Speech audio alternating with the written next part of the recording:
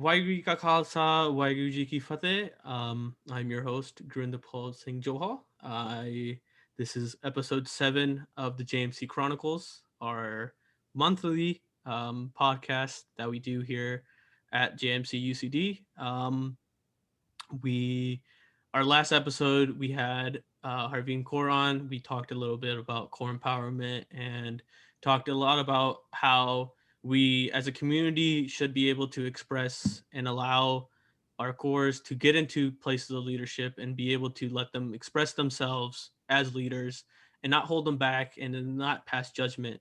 Um, and I can't be more excited to have Manpreet Kaur, who is also another Bakersfield great. It's just I know Manu and me we've had our differences between Sac and Bako, but that's in the past. I've admitted to you that Bako, even though it's hot in the summers, Bakersfield is unbearable for the car when we had it in person. But I will say that it has come around to me. I do love Bakersfield. I even love the people even more of Bakersfield. So, um, but Manpreet is from Bakersfield. I'll let you introduce yourself a little bit more. Waheguru Ji Ka Khalsa, Waheguru Ji Ki Fateh to Gurinder Singh's listeners and fans of the JMC UC Davis Chronicles podcast. My name is Manpreet Kaur, as Gurinder Bal has shared. I am a staff member with the Jakara Movement, currently in the Director of Programs position, and as well as serving the needs in my training as a community organizer and just to say about that to our community in any way, shape, or form needed. I'm also a full-time grad school student, but that we don't need to talk about as much. Thanks for Yeah, having me on, Grinder. yeah. No, thank you so much for being able and joining us. Honestly, I've said this before in our first episode, and I've reiterated this before too. The guests are honestly what make this podcast what it is. I can't be more thankful for all the people that have agreed, like have come on, um, and it's just I feel so welcoming and just so happy that when people do want to come on and they're so excited to join, and like you were when I asked you to join, it's just that excitement brings me happiness and excitement because it's just like somebody really that wants to talk and wants this stage or take a part of the stage is just um it's just so amazing. And this is episode 7, like I said. If you're watching us in person or on our video, so on our YouTube, we do post the video version of this recording, so you can see our beautiful faces. You can see mine and our guests that are always joining us. All our episodes are on there already previously, all 6 of them, and then this one will also be um, on YouTube because that's where you'll be watching this right now. But this episode, I wanted to dive a little bit into what Jakara is. I know a lot of people have always had questions about what Jakara does. What does Jakara stand for in terms of ideals and organization and all stuff like that. I know a lot of campuses have their JMCs, and I know a lot of high schools are now starting to have SHSS. Again, when I started back in 2017 with Jakara and joined our first ever chapters of SHSS back in Sacramento, it was a very learning curve experience for me because I didn't really know what Jakarta was. I didn't know other than um, what I did was when Balvinder told me about what was how it was going to happen and what my friends were sharing about it to me about when I was going to join. Other than that, I didn't know what Jakarta was, but I can say after being a part of it for almost coming up 4 or 5 years now, or I think 4 years, um, I can say that truly it's been a real amazing experience for me personally. But I'll let Manu talk a little bit more about like what Jakarta is and what we do as an organization and at multiple levels at what we do. Thanks, Grinder. It's my favorite thing. listening to how and when people entered Jakarta. Because I think, and I'll never forget when I first learned about it and my transition into the organization.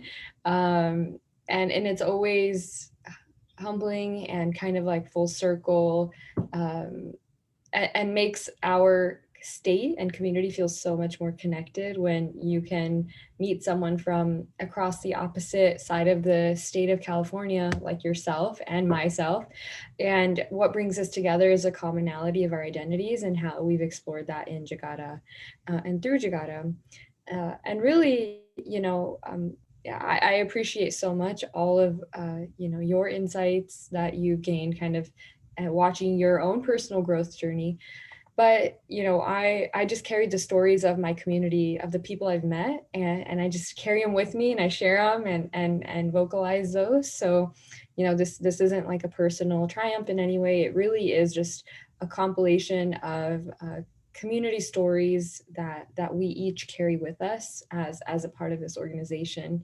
um, so as legend has it, the Jakara movement was an organization that was started by young folks just like you, Grindelwald, who were in college and were like, enough is enough. We are going to start acting on the changes that we want to see and feel and hear in our community, whether that's the Sikh Punjabi community, whether that's the local Fresno, Sacramento, Yuba City, LA community. And it was young folks just like you who were friends. They grew up in the same community, met in college again, and thought, it's time we actually act on these things and stop waiting around for someone to come and make these changes for us. And it was maybe in response to some of the things that maybe our parents deemed were how we were going to connect with one another and learn about our identity. But now being kind of the first generation, second generation folks, maybe felt that maybe those efforts are meeting one mark, but they're missing other marks. And so Jakarta Conference was born, and today that is called Logad. And from there, as we look 20 plus years forward to today, this is an organization that spans the state of California and beyond. There have been camps and efforts and volunteers who extend beyond the state of California, who have maintained kind of the principles and as well as kind of just the community mindedness. We as individuals move forward and grow forward, but we're always looking back, looking side to side, and making sure our community is coming with us. And so the Jakara Movement is an organization that's rooted in bettering, the conditions and the livelihoods of the Sikh Punjabi community and beyond, while we work in unison with other communities as we get to know who calls California home. And we're rooted in youth leadership, community power, community health, and neighborhood empowerment, amongst many, many other things. I also see Jakara Movement as kind of like a triage center, and whatever comes in, we try to find a way to solve it, and we're constantly growing and expanding and diversifying. So there's a number of many, many programs that today, as I sit here with you, that look much different than when both you and I started. So the organization is rapidly growing, and with staff, with volunteers, with programming, but in it's growing in ways to cover and touch the needs that we have, you and I have probably always observed, and maybe the listeners have observed of, it'd be really nice if we had a program that addressed blank in our community. And in just right before my eyes, I see Jakara Movement addressing a lot of those blanks and filling those in. And we'll get more into some of those programs. I can list them right now, or you can have me have me hold back and share them in a little bit. No, I think I know one of the programs we also did our episode on, episode 5, I believe, was on alcoholism in the Punjabi community, and We had two people that are working on us, which is um, a program that was is you can talk a little bit more about it, but it's a program that developed and it was is developed to address the issue of alcoholism in our community and help those that might be suffering from it directly, or maybe somebody in around their circle is affected by it and they need help or they just want to talk about it. And so like there's multiple programs like that. I know we have our Jakara labor rights program that I see on Instagram. We also had when COVID, when actually when COVID's still going on, but when COVID was happening, we also developed a program for that as well from Jakara. So it's just, and there's multiple other ones. And for me, whenever somebody asks me what Jakara is, right, it's always so difficult for me to try to explain it, and not in terms of like why, like it's difficult to try to explain what we do. More or less, it's difficult to explain to this person everything, like try to like put into words all the stuff that we do. Right? There's not one direct type of thing that Jakarta does. I mean, you can always come down to the umbrella of we're here for the community, for the betterment of the community, and we want to give and make sure the community is at the best it could be to help everybody that's a part of that, right? But there's so much more and so many levels to that statement that I just said, that it's like it will take me so long to talk about and just go into it. And I mean, you can look at I'll just quickly, like our SHSS, that's our high schooler chapters at our high schools, right? And they do so much stuff and so much work in their campus, in their communities, their smaller communities in their area. Then we have our JMCs, which like JMC UCD and all of our other countless collegiate chapters that we have open, right? Those are our clubs at college campuses, and how much they do for their campus and their community around it, right? Their greater community. And like just we have so, and that's just two levels, right? And there's multiple levels that go even before that and even after that. And it's just like there's so much to just and it's happened, and I can talk about a little bit about it because like me and Deep, Neon Deep. We've talked about it multiple times. When I first started, or when I first joined back in 2017, I can count all the community organizers on one hand, right? Um, More or less, I didn't know them yet, right? But I could still count them after I got to know a little bit about them on one hand. I know like Nishan was my first time actually getting to see everybody and knowing everybody. So, or Nishan 2018, I should say, but it was a very small, and it was still not that many people, right? It was like 5 6 people, and now I mean we're at double digits at Yeah. community organizers, right? And that's just community organizers. But you have taken it into account all the programs that have had program leads, all the people that are working on working on those programs and all those You can even projects. break it down. Yeah, let's Exactly. So it's just there's just so much. We have grown so much in the past 3 4 years, and I've seen it grow, and I've been a part of that growth. And it's just like for me to see what it was all those years ago, and to see how much we've grown in that time, and we're still growing. I'm not gonna limit or cap us. It's like I can't, right? I can't do that because it's not gonna happen. We're still growing. We're gonna continue to keep growing, and it's just like it's like an ever growing thing, right?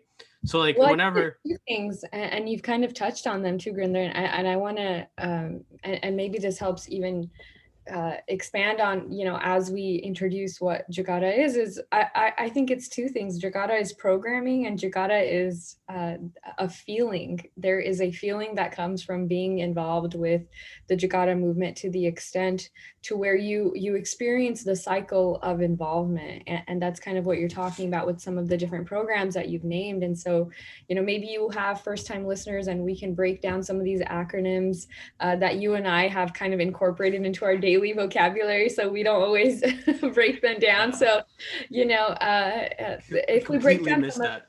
the foundational programming,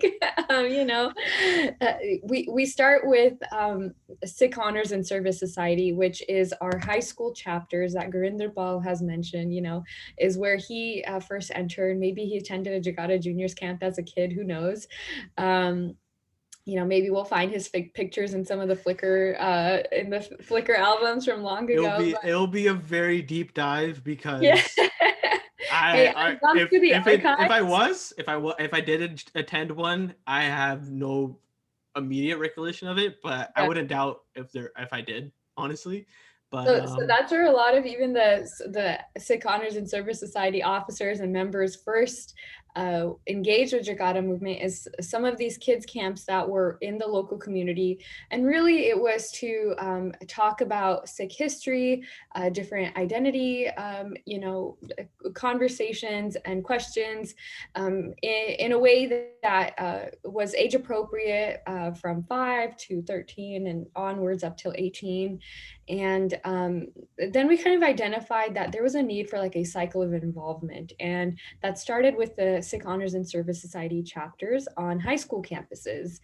And why this age group was selected was because, you have a lot of questions, a lot of things happening around you in high school. It's a very um, quirky, interesting age for a young person. Some people loved their high school years. Some people don't want to think about them at all. But they're very formative years in terms of how you see the world. And we wanted folks to think and act and be local. So with that, these chapters were created on high school campuses wherever there's a Sikh Punjabi presence, and these chapters did activities like beautifying their local communities, having regular meetings, but it really was to introduce leadership opportunities to young folks at an age where maybe those things are not as accessible. Maybe there's language gaps at home, and so parents aren't able to participate to maybe the fullest extent that maybe they want to because of work obligations and so many other obligations. Um, and so the SHSS clubs really became kind of like this medium where you kind of get to explore different conversations locally. You get to meet each other. When I was in high school, some of the Punjabis walked past each other. We didn't look at each other. We were just like no eye contact. Like you probably had that one or two Punjabi, or you hung out with only Punjabis, but we still found our cliques.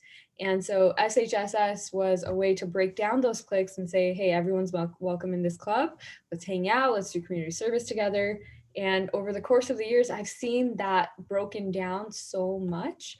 And that's really one of the biggest takeaways for people is, how will we expect our young people to think about their community when there is no place for them to connect on their campus?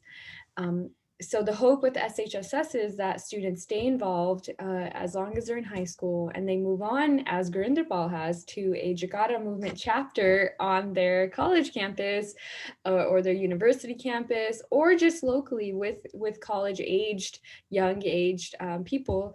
And now the ideas are a little bit bigger. They're a little bit more challenging. There's some of the harder conversations. Not that we don't have those with high schoolers, but because you are in an environment in college and in a university where you're exploring new ideas, you kind of dive deeper into a lot of things that have built our identity and the way we see the world. We wanted to make sure that that cycle of involvement continued, so that now college aged folks are building on the things that they were talking about and doing in high school. So you'll see new programming like I'll give examples of the Fresno State JMC that has been protesting the Gandhi statue on their campus and really amplifying the need for the removal of it and what that would ultimately mean for communities on that campus. We have many other activist and organizing kind of efforts that happen on collegiate campuses locally and across the state. And ultimately, we connect both SHSS and JMC through organizational wide programming, like some of the things that Grinder has mentioned. Nishan, which is a high school conference where our Sikh Honors and Service Society and Sikh Punjabi students at large attend once a year in January. And it's a conference where we have had different themes like social justice, thinking forward, all of these big ideas, where there's guest speakers that come. We have different workshops, a lot of big takeaways. And then for college age students, there's Little God, which has a different theme every year. We talk about 1984. We bring guests that talk about these things in depth.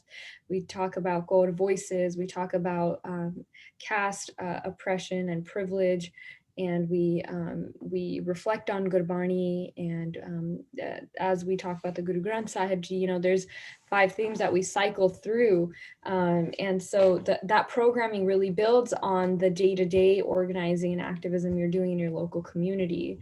But that's kind of like our bread and butter programming. And then we have Pachangi and Pachangan, which are summer programs that are coming up actually, and we will safely be having them in person this summer, which is really exciting again.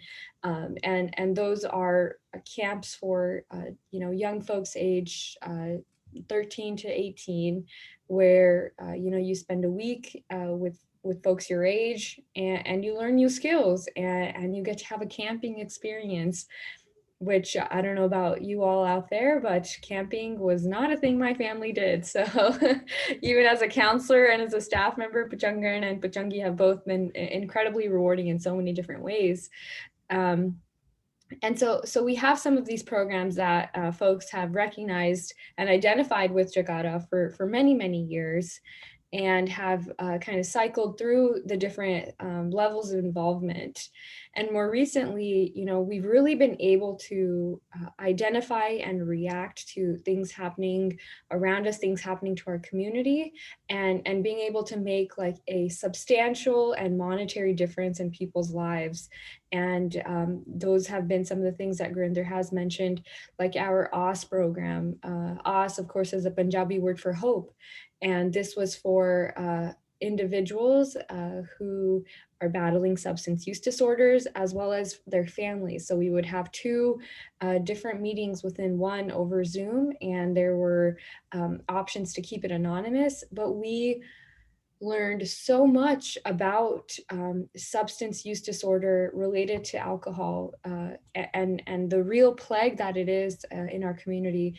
And we'll be having more cohorts coming up. We just wrapped that up. That was a 10-week program, and our staff member Manpreet Kaur was our co-lead on that, as well as 2 other counselors. And we learned so much, and we have learned how to approach the community, and how to approach the conversation of alcohol use and abuse in our community. We have another program related to Punjabi public health, which is the Elevate program, and that will be substance use within youth. And that will run the course of a few months and years, and we'll really be learning and preventing those substance use kind of triggers. And we'll be hiring fellows, and we have actually the applications open right now. So as Gurinder shared, there's so many jobs being created within our community that directly serve the Punjabi community throughout California. We have a labor rights initiative that's being led by 3 staff, and one of them actually transitioned from our OS team to the labor rights initiative.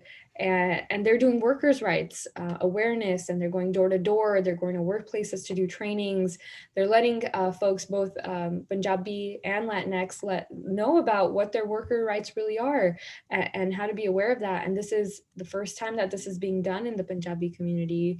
Gurinder has mentioned that we created a COVID equity team in response to COVID-19, and that has become kind of a one-stop shop for Punjabi community health issues, and kind of addressing those as we continue to raise awareness and address kind of COVID-19 questions and situations that arise, while also continuing to put on clinics. And we were able to give funds to those who are undocumented and of insecure documentation status through our CIRF funds, and make those immediate monetary differences within people's lives as the pandemic rages on.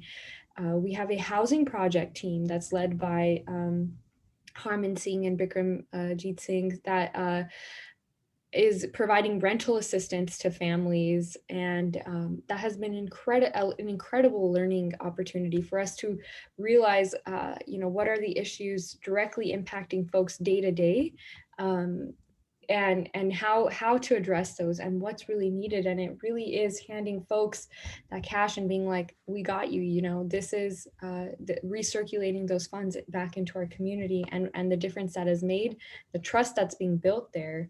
And we were able to create a Baba Buddha Ji fund for Gurdwara Sevadars during the pandemic, which that idea, all credit goes to Deep in thinking about, who is not being thought about during this pandemic. There's all of these loans coming out, grants coming out, checks are coming to our homes, when we might be fine already. But who was thinking about our Gurdwara Sevadars? And we went throughout the state of California and called. We probably have called every single Gurdwara Sevadar, whether they're a Ragi Granthi, whether they reside on the Gurdwara premises, whether they fulfill a different seva. Um, Maybe it's with Langar, whatever it is. We've been able to connect with almost probably every single Gurdwara in California, and have built close relationships with those sevadars because we were able to provide them funds during the pandemic. And now they really count on us on for other things, and we've learned the extent of like the abuse and harm that also happens when uh, when Gurdwara Sevadars are exploited, and learning about that, and the real devastating realities of that, but also giving them that support and telling them that they can lean on us. And so all of these different programs, and maybe I'm missing one too, maybe I'm missing a few. Someone from staff will point it out. But all of these programs, they take people power, and it takes someone saying, I myself want to contribute to my community. I want to help, and it's having a community-minded soch, and that's what propels us to be able to run all of these programs. And as Gurinder said, they're growing, they're expanding. We're going into cohort two, round three of all of these different programs that are beyond the foundational programming of Jakara, and that's what Jakara is and will be moving forward, is advocacy while also addressing the really pressing needs of our community. So we really needed that program breakdown. Hopefully that does it, and Yeah. we can No, continue. I mean, at this point, I think we did probably miss one or two, but I think it just goes to show again, like the extent and the wide range of the programming and the community assistance that Jakarta does. And it's just so it's hard for us when somebody asks us like, what does they like, what do we you do, or like what, it's very hard for us to try to break, because like we can sit here for hours and explain to you what everything Jakarta does, right? But it's like those type of conversations, just having those type of conversations sometimes benefit, because some people, instead of maybe learning or going out their way for a couple minutes to find out what we do, try to make assumptions, right? And it's one of the exceptions, like one of the things that I've heard over the years is like they only think about Punjabi Sikh people and stuff like that. No, it's we want a greater community and we want to benefit the greater community. Like our labor programming, our labor rights programming is not just focused only on Punjabi Sikhs. It's also Latinx, and also um, there's so many other programming and so many other initiatives that, I mean, all of our campuses, our JMC, our Jakara Movement chapters, our collegiates, they're doing so much at their campuses to support other minorities, support other communities of color, because those are the type of bridges and those are the type of community connections to where you can make a better community, a greater community, instead of just focusing on one community. It's not just limited, and I think those are one of the mislabels that Jakarta gets, is that it's only focused on one specific community. It's not. Another thing it's like to talk about is like I know for our JMCs, there's so many other sick clubs that are being run at all these campuses, right? And it's just like being a part of one is amazing. And it's like sometimes we get carried away in labeling other clubs as lesser than other clubs, just because people want to get their own memberships up or try to just, and sometimes you hear things that are not correct, right? And you have to go out your own way and figure out what is right and what is just made up for the benefit of some people, right? I know at Davis we've had amazing time. I mean, for my 1 year that I've been here so far, because I am a transfer student, like I said, I've only been at Davis for a year. I did go to community college for 2 years after high school, but um, the immediate thought when I got to Davis was because I've seen other campuses where clubs don't see eye to eye, where Sikh Punjabi clubs don't see eye to eye, and that's really it saddened me, because to see like that type of things, like we want to be part of one big community, we want to help each other, we want to help each other help others. But at Davis, it's amazing because we do have that connection with all our other clubs here, and it's just so welcoming for me to see that. I think Jakarta doesn't get enough credit for what JMCs and what SHSS means a lot. For me, when I was making my decisions of where I wanted to go for my higher education, after even at high school, when I was my senior year, I was thinking of applying to schools, even when I wanted to transfer out. One of the big reasons that I picked Davis to come to was because of the JMC here at Davis. I think a lot of people don't like. I feel like that's the selling point. That was a selling point for me. Was that our JMC here was a well organized, well grounded, rooted club already here at Davis, and I wanted to be a part of that. I wanted to go there. I wanted to be a part of the family of Jakarta and JMC. Um, so that for me was a selling point, and I feel like as more or less that was one of the reasons why I picked Davis. One of the other schools that were high on my list was Berkeley. Again, another school that has a really well organized and well rooted JMC. Um, so I feel like these programmings, even though we see them as just trying to build character, build leadership, it's also really important to have a place of belonging.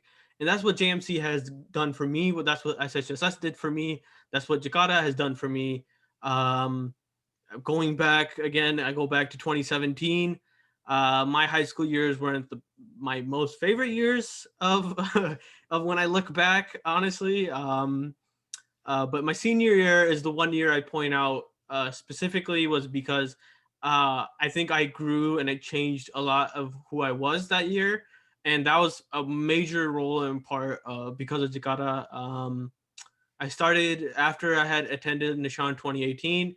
I started to keep my case and I started to Taya Parna, and so for me, that came around as if I never did it. Again, it was just I know we hear the stories. I saw it this morning when I woke up. I saw the terrifying, like it was so saddening to see that a 5-year-old boy got his case got by some kid at their school, and it's just like the bullying that happens is just it's so saddening to do, because like that 5-year-old boy, like imagine what it's going through his mind, right? For me, when I saw that this morning, I had to repost it on my story, and I had to share it, and I had to say something, because it's just like those type of things, the more they happen, the more they make me sad, because it was like that was me at that point. I didn't want to keep my case because I was afraid of the bullying and afraid of being the one that looked out from the others, the one that looked different than the others. But I think when I did join Jakarta, I got a sense of like there's a community and there's a family that to be a part of, right? And Nishan 2018 really resonated with me a lot because I saw a lot of people who had their case, who had their partners, who were tying partners, and who were happy and who were able to do it without thinking of all the other stuff that would happen, right? And then for me, that gave me a lot of confidence myself to see other people do it, and I was like, even if somebody does say something to me or makes fun of it or something, I have this support, this family, this group of people that are there to help me and be there for me, and that truly was one of the reasons why I kept keeping my case. And I honestly, I say this, the amount of growth I've made as a person, I credited it a lot to Jakara, because I don't think it would have taken me a little bit longer to get to where I am now if hadn't. But because of being part of Jakara, that self growth and that self learning was a little bit, it came a little bit easier because it was just so much support and so much insight that I was able to gain immediately. And I feel like Manu, you said that like it's not just about programming and it's not just about what we do in terms of actions, but it's also about feelings and experiences that we carry and we hold. I mean, I've been to every Nishan ever since I've joined. I've been to every Lokar since I've joined, even virtual, in person, you name it. I've been there. For Nishan, I was a participant in 2018. I was a volunteer in 2019. I've been a facilitator the last 2 years. Um, for Lokar, I was a participant my first year and my second year, and then I was a facilitator last year. But it's just like those experiences, and you can tell. I mean, when we were in person, the last day was always a very sad day, right? We were talking to me and Manu were talking a little bit before we had started. It was just about like it's always the emotions are a little bit high. We want to take a picture with everybody because we just don't want to say goodbye, right? We want to just prolong being around one each other because it's like those experiences and those feelings, those moments are like those are once a year type of things, right? And it's like for me, like those are like the best time. Like I can go back, and the first two things that usually are highlights of my year when I look back at my years are usually Nishan in January and Lakar in the summertime. And those are like immediate things can think of, memories I can think of, moments that immediately pop up and bring joy to me when I think about it, right? Even if the year as a whole wasn't the best, those two events and those two dates stick out and they're amazing, right? Um, so that's a little bit about my experiences and my feelings. But again, like I said, there's so many misconceptions and so many mislabels that get placed on Jakarta, and I'm hoping with us doing this podcast and this episode today that we clear up a little bit about those things. But also, again, if you ever want to know and you want to dig deep, jakarta.org. Honestly, it's there's a website to read all this stuff. Like if you at this Honestly, point, it took me so long to list out all of the things that we do that I don't maybe it's like it's Vaheguru Di Kirpa. I mean there is I mean it let me finish my sentence first. It is absolutely Guru's Kirpa that the work has grown so much for us, and continues to grow, that we're just like, join us, join us, join us, whoever it is, join us, come on board. We need the people power. And if not us, then who? And that's what I always like to remind myself every day too, is if not us, then who? If not now, then when? Because we can have all of the ideas that we do, but until we put our personal, until there's something that you're willing to give up, to be like, I will wait to go to grad school for 5 years, and I don't there know, ain't no shame. whatever it There's is. no shame in that. There's no No, shame in that. of course, there's no shame. It's just that you find meaning in it. It comes at there's so many personal sacrifices that I can name from those who have spent time really making sure that this space comes to life. There's so many faces and names that I don't know that have come before me, that have given something up so that the community can have a space like this, so that I could have entered someday. And I owe them so much gratitude. And I think I think a lot of what you're saying, there's so much work to be done in our community, that there can't just be one. And we say this all the time, like, we cannot be the only organization. There we need more needs addressed. all of the health components, all of the youth power. There's so many things, political power. Who's going to make the 501c4 for our community to really do voter engagement? There's so many things that have yet to come that need to get done, that need to happen for a community. We need all the brains, we need all of the people power. And so, when I hear those things, I don't get disheartened because I'm like, they haven't seen all of the things that need to happen in our community still. So I'm happy when there's multiple organizations for people to engage in. I'm happy when we have folks who, in front of me, there's enough examples of students who were like, well, I had heard this about it and I had heard that about it, and then they joined and they're like, it was something completely different, and now they're what I consider like our MVPs. And they're staying involved throughout their cycle of involvement. So I think we stay really busy with the work that we're just like, join us and see for yourself. And so that's what I would pass on to, don't even go to the website, just call your local community organizer, because there's only so much that makes it to social media. There's only so much that makes it to the tweets, or there's only so much that makes it to the criticisms. But what's not being seen every day is that there is a local community organizer who is getting a call, um, and multiple calls every single day to address needs in our community that cannot be posted to social media. There are really, really dire and pressing domestic violence and abuse issues that we really need some structural support in our community to address those. And immigration rights are and documentation status are constantly a thing. If I can give examples of, even within one given week, I have received calls from an organization who needs help with connecting Punjabi attorneys to work pro bono for Punjabi children who have been separated at the border or who are crossing alone.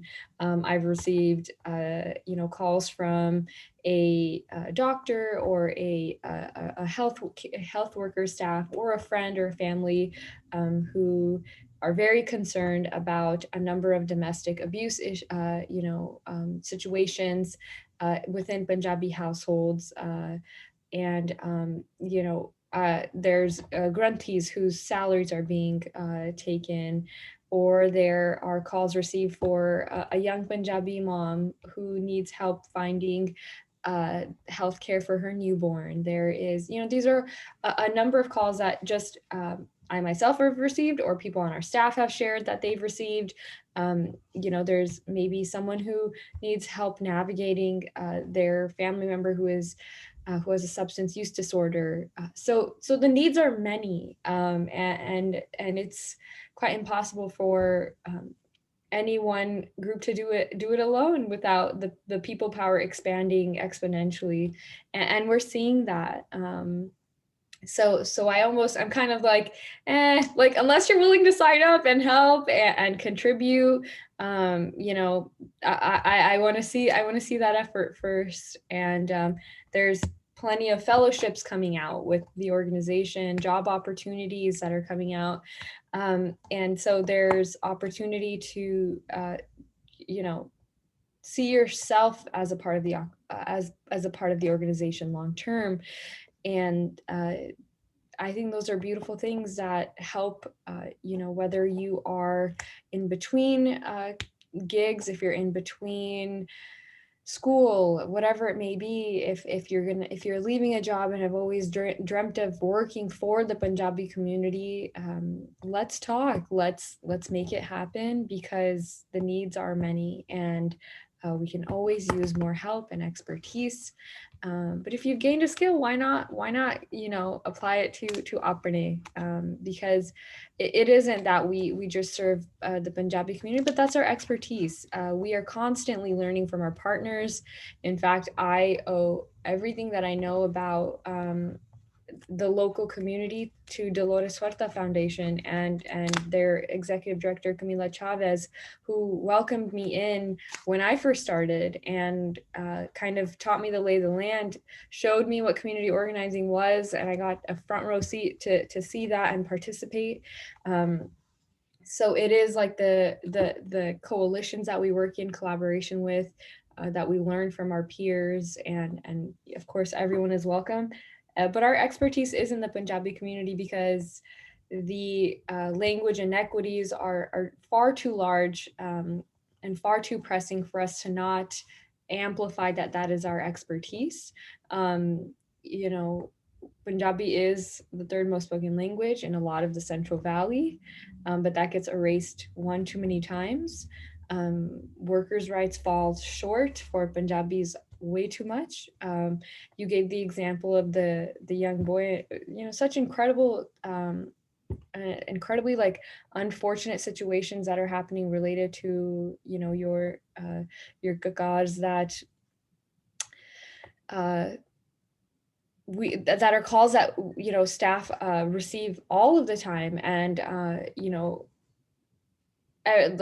want to say in every region, at least as long as I've been on staff, there has been more than one. There's been multiple situations where staff has gone as support, with parents, with students, when there has been something related to case or your kurban, or your kakars, that are then addressed at the school district or the school, and staff, Jakarta staff has worked with the families and to kind of accompany them while also uh, really advocating for them and the importance of what these kakars mean to us, and the advocacy that's needed around that. So we've done school presentations, we've done school district presentations. I went into a fifth grade class once and explained, what Sikhi was and kakas and all of these different things, and gave, who are your Sikh friends and classmates and neighbors. Those are presentations we've done. I've done them at the Kern High School District. So there's a number of things that happen and that we tackle, but it's ever growing.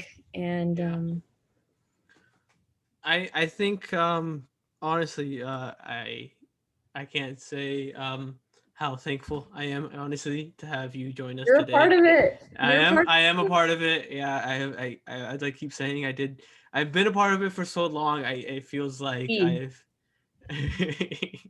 yeah, but no, I think you're 100% on right about everything. I think the biggest thing is like you can join whenever you want. Just join once to see what it is in your own perspective.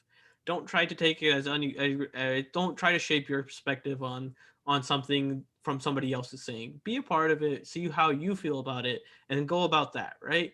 Something Can we I kind plug can I plug a program here? Yeah, Because you just reminded me. You can join whenever. There's a missile, I was gonna and say that. You stole that from me. you're about to. Okay, take it. That's you.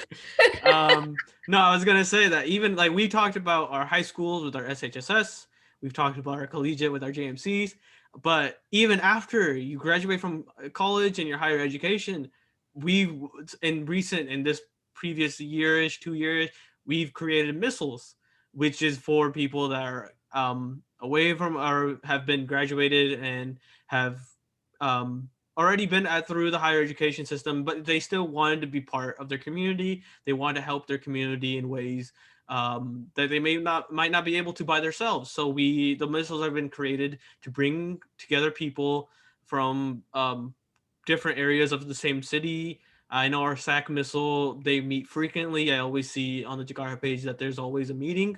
But they've also already held events like I think they held an event about mental health, and they also went on hikes to get to know each other a little bit more, build those experiences, build those connections, and it's just like those are for people that have already been like have graduated college, have been removed from school for a while now, and they're still a part of Jakara.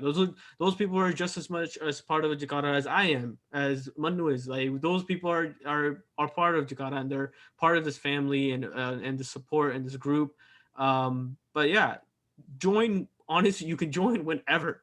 At high And school, at yeah, any age, yeah. The missile is for anyone and everyone, and we have quite the age range on that are involved in the missile, and it really is. The concept of it really and the work of it is that we need more eyes and ears in our local communities. So there are different responsibilities for the missile members. There's a missile council, and so there will be someone who is attending, and they're rotating, they're attending city council meetings or attending school board meetings, and they really become the eyes and ears locally. So we have a better idea and a better picture of what we should be paying attention to. And it's to kind of break away from, like, you don't need to have like a, a club or a campus club or something like that anywhere, like if it's not if it doesn't fit, your lifestyle, or if or you're working, or you're a parent, or you're much older and you're retired, and you still want to stay involved, or you want to get involved again, or you want to be involved for the first time.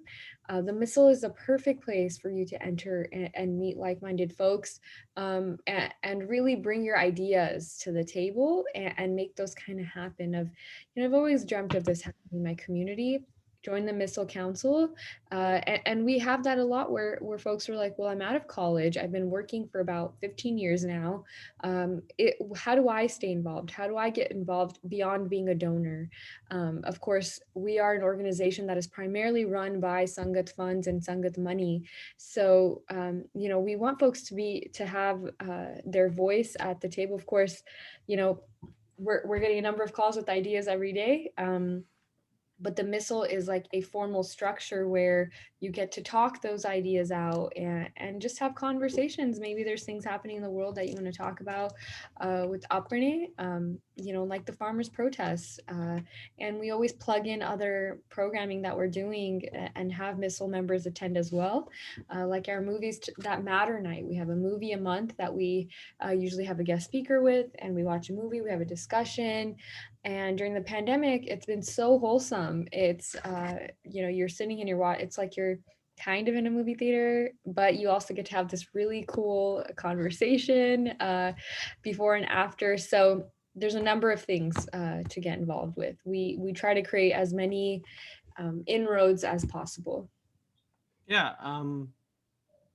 Again, it's as simple as getting in contact with your community organizer, right? Don't be shy, right? When I first was hearing about Jakarta back in 2017 and Balvinder, like as much as everything that's happened in Sacramento and how much we've grown here in Sacramento in terms of Jakarta and what we've done is honestly Balvinder was one of like the driving force. I mean, when we first started, we didn't have a clue of what we were doing, honestly. When we first started SHSS here at Antelope High School, that's where I went.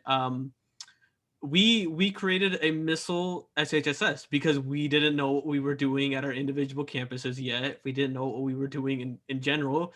But so what we did was we just paired up with all the other high schools in the region that had Punjabi folks that wanted to start a club called SHSS at their campus. And we were like, hey, how about we just create one big missile? We do events together. That way we support you, you support us. That way we can get a foundation laid. And then now, years removed, now it's 2021, and I see what Antelope High School SHSS is doing. And for me to see what it was when we started and how we were doing it when we started, and just to see how much it's grown and what they're doing today, it makes me so happy to see that, like, just having this idea and just building a base for all of the people that came after us is just so amazing for me to look back on. And like we said, you can join and be a part of this whenever you want, but you also can just, if you don't think this is for you, or you think you just need to get away, I mean, you can go. This is not something that's like it's gonna entrap you if you don't want to be here, right? So it's always better if you join and you figure out for yourself if you want to be a part of it. For me, I was a part of it back in 2017. I don't see myself leaving anytime soon. um, I am going into my fourth year of college, of my undergrad here. um, I know that afterwards I have no idea what I want to do. So I mean, I would want to touch about this a little bit before we wrap up here in a little bit. But when I was thinking about what I wanted to do in high school years, right? I never thought that this kind of work or this line of work was there. Not because I didn't know about it, but the things that had been drilled in me, doctor, engineer, lawyer, right? Kar lo choose jara to karna, right? But like that's the only thing. Those are the three things that like every Punjabi parent puts on the table and they're like, pick whatever one you want, right?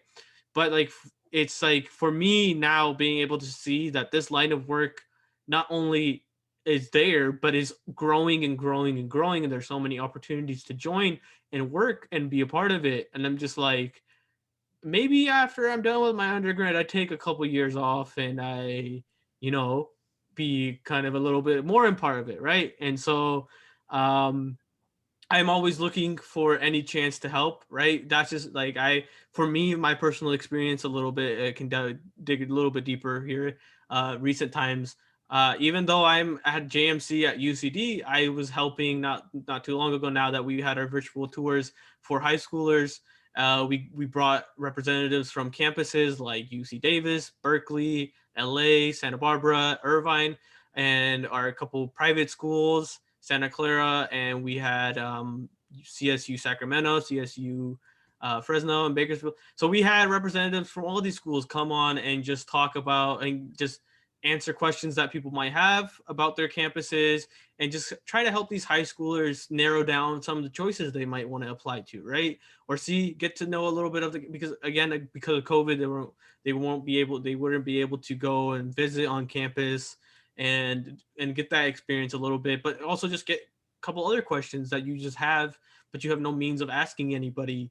Get those answered, right? And so like that's something that I helped out on. We had our also we did a community college one where again I was the advocate for community college out of high school. If you would have asked me if I was going wanted to go to community college, I would have told you no.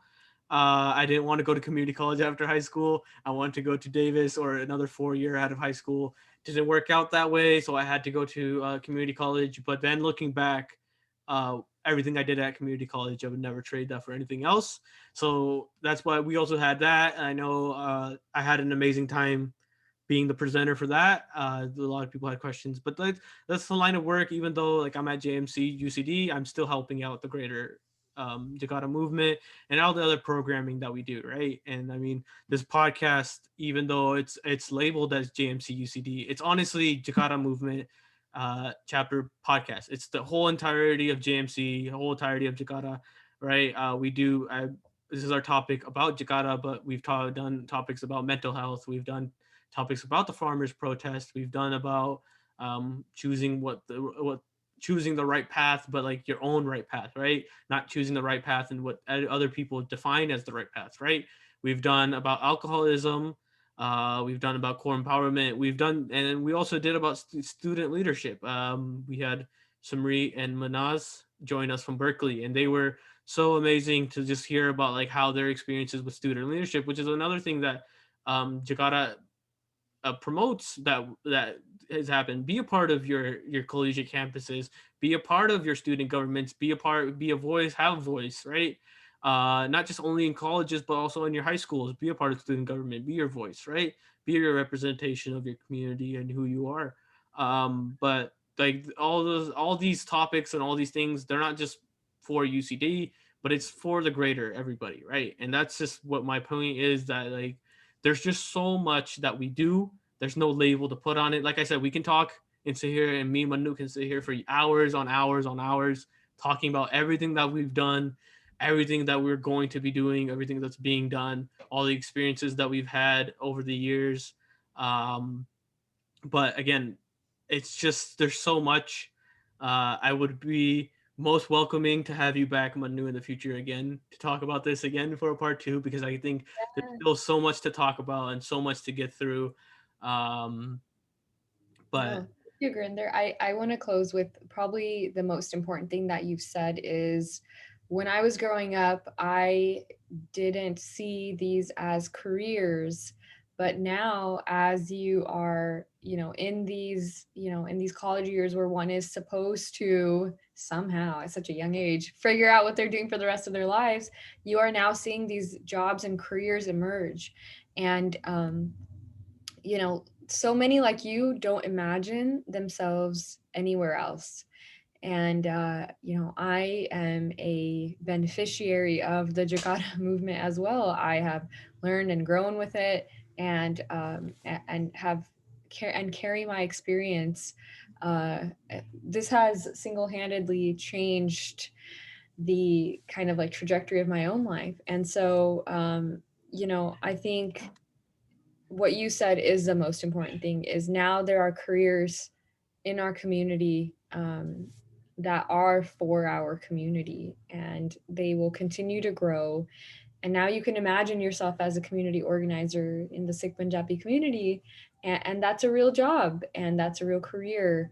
And it will continue to grow, and we're going to continue to expand deeper into the Bay Area, into the Inland Empire, Imperial Valley.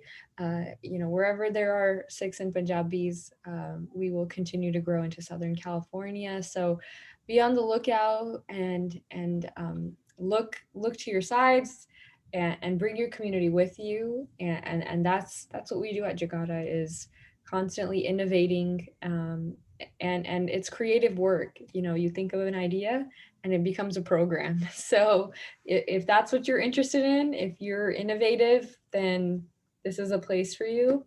And Jakarta Movement is more than a movement. It's a feeling, it's a community, it's a family, it's all of the things that you've said, and it's more. And so thanks, Grinder. Thank you for being a part of the foundation that makes this organization so strong. And I'm so excited to see your journey and your growth. And as you graduate, and we hold on to you and we don't let you go anywhere. So I have no plans of leaving. So good. I don't. again, like I said, I don't know if me and Deep have talked about what we potentials, but we'll see Yes, what happens, good, right? good.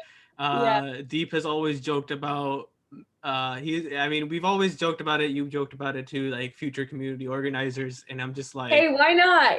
I'm, and then now I'm just like, when I talk to Deep, I'm like, was that a joke, or were you being serious, right? Like, Like that's hey, I like that kind type of of. have built my entire dreams around this. So, Yeah, and it's just like, and it's like, honestly, it's just like, it's a learning experience, right? For me, I think honestly, it would be one of the biggest honors for me to be able to, if I was able to and get the opportunity to be come along and be a part of that. But yeah, I just want to close out with a couple things. By the time, if this episode, if you're hearing this after this date, fortunately you missed out. But we are, UCD is pairing up with HIP. I forget. I am apologize for the if you know the acronyms standing. You're muted. HIP is Hmong's Innovating Politics. Thank you. So JMC UCD is partnering up with them, and we are doing a movie night this Thursday. This coming up Thursday. The I should be more prepared than this. Sorry. Movie's name is Luke. Yeah. So this upcoming Thursday, the 27th, and we will be watching the movie Gook. I got to see the trailer about it, and it's very it's about Manu, if you want to talk a little bit more about that. But for me, what I saw about it was like, it's a trying times in a story about trying to figure out um, after something controversial happens, and trying to fight those stigmatisms of fighting each other, and fighting those common stereotypes that we get. And it's very ruined in experiences and stories that branch out to so many, right? Like from what I got from the trailer was convenience store. It's like some people, a Korean family, they own a convenience store, and after something happens, they're targeted, and their convenience store is targeted just because of what they look like, right? And that for me means so much for me personally, because I do come from a family that owns a convenience store, right? and I've seen it to where those prejudices are put and labeled onto our folks. And I know a lot of Punjabi people, we do own convenience stores, and it's just so this movie is so is connects with me a lot, and I'm looking forward to it. Again, it's the 27th of May. I believe it's at 5:30, or I think it's 5. But again, please look out on our Jakara Movement page on IG, but also we will be posting it on the JMC UCD page too. So please look out for that coming up. We talked a little bit about Lilgar, which is coming up again next month in June. It will be happening next month. For that as well, look out on the Jakara Movement page for that, for any information about that. It's always a great and fun time to come together. I think this year's theme is about core empowerment. So if you loved our episode last time with Harveen about core empowerment, you'll love the Lagar this year and be a part of those conversations, and just honestly be a part and have a fun time, that and have an experience, right? Again, Manu said that this we also have our summer programming coming up, so also please look out for that on our IG. Just follow the IG, make sure you follow it, and just keep up with everything, because there's so much programming, so much stuff, especially with COVID and how we've been dealing, and a little bit restrictions are being eased a little bit. We can go back to a little bit more in person and get those experiences, and hopefully build from there. If you have anything else to say, before anything else you want to plug before we say goodbye. I think you covered it. I want to return to Justin Chan's film Gook, and because it is AAPI month, we this partnership has formed that is with one of our longtime friends and partners, Hip, and it's an incredible film. I've had the opportunity to watch the film, and makes you think deeply about. It actually is set in response to the walks riots that happened in Los Angeles, and to have more context around that historical event, as well as what happened in the aftermath to the communities that live there, and in response, and what really drives, one, like your own understandings of your identity, and the things that maybe even a lot of questions around, like, what kind of forces you to identify with yourself, as well as maybe how, in reverse, how you identify with your own community, and who you see as a part of your community, your greater community. And I think this goes beyond even like the criminality of whatever is highlighted. It really is a deeper understanding of how we see ourselves, and those who we share our neighborhoods with, um, and how, in response to something incredibly tragic, what kind of unfolds. And so, without too many spoilers, I'll leave it at that. But it's a very important film. Encourage everyone who's listening to come and join and Yeah. watch. There's a lot of summer programming coming, and yes, as Grindelwald said, we are returning to in person. So all of that registration information will be up soon. But Grindelwald, thank you for inviting me and letting me bring the stories that I've gathered from our community, locally and across the state, even globally at times. So thank you, and I wish you the best. Wish you Jardi Kala, and Yeah. No. upwards and onwards. Yeah. Thank you so much again. I'm so thankful for you to be joining us today. Honestly, like I say, I opened up a little bit about, like, just people wanting to be, and when people say yes, or they want to be a part of it, or they have ideas, that makes me so happy, because again, this idea was an idea 2 years ago that I pitched, right? It was just came up on the moment. I pitched it to Deep, and that's what it is. And then after all these years, to finally be able to make it something, and to see it grow and keep growing, and we're going to continue to keep growing. Again, you can watch the video version of us if you're watching. We are on YouTube, but also if you want to watch the audio version, or you want to listen to the audio version, we are on Spotify, we are on Google, we're on Apple. So whenever you find out of those platforms, wherever you want to listen to your podcast, we're on there. You can search up the JMC Chronicles. We are the first thing that pops up on all platforms. on YouTube, on Spotify, on Apple, on Google. So honestly, please, if you do enjoy this, please share it with anybody you think would also enjoy it.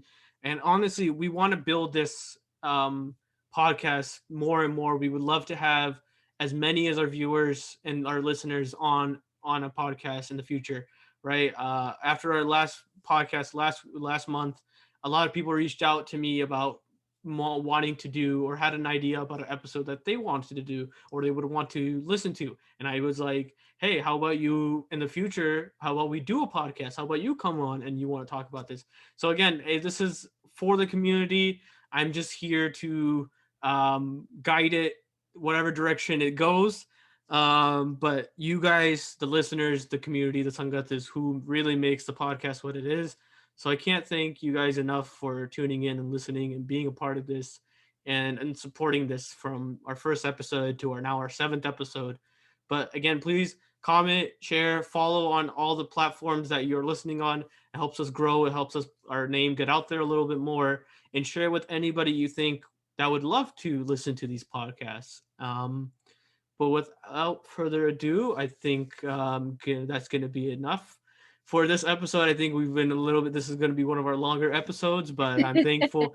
I am thankful for it, and I don't. I never want to limit a conversation. So, with Well, thank that, you, Grindr. Like, Kalsa like, Waigijiki Fate. like,